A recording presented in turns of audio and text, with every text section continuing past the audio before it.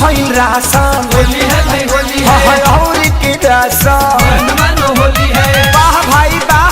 वाह खिलाड़ी वाह होली में हमरो त करत मन आ बैठी के सुनी ऐसी लागी लगो बोला होई रे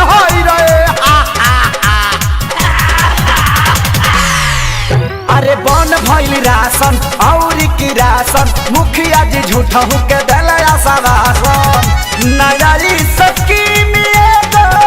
चलता ललोता से नया स्कीम चलता ललोता से जो बनवाना के ले जई हाँ सैया लोटा से मिलता चोली कोटा से ना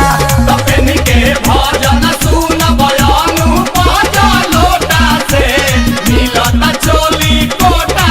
से ना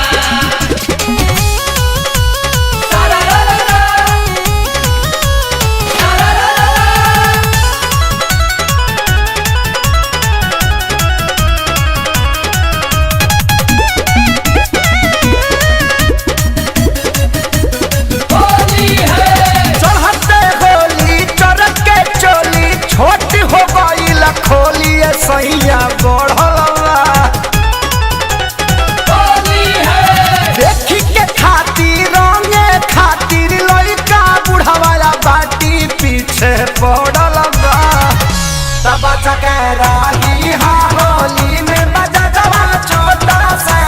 मिलता चोली कोटा से तपनी के भजन सुन बयानु पाजा लोटा से मिलता चोली कोटा से ना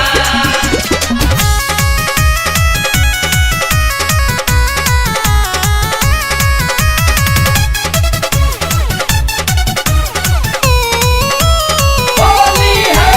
चाउरिया चीनी के कोयल जमाना दहलस ध्यान सरकारी राजा जी सौखीनी होली है खेसारी के खाता में साइज लिखाता उ हमें सियाता समान हो मशीनी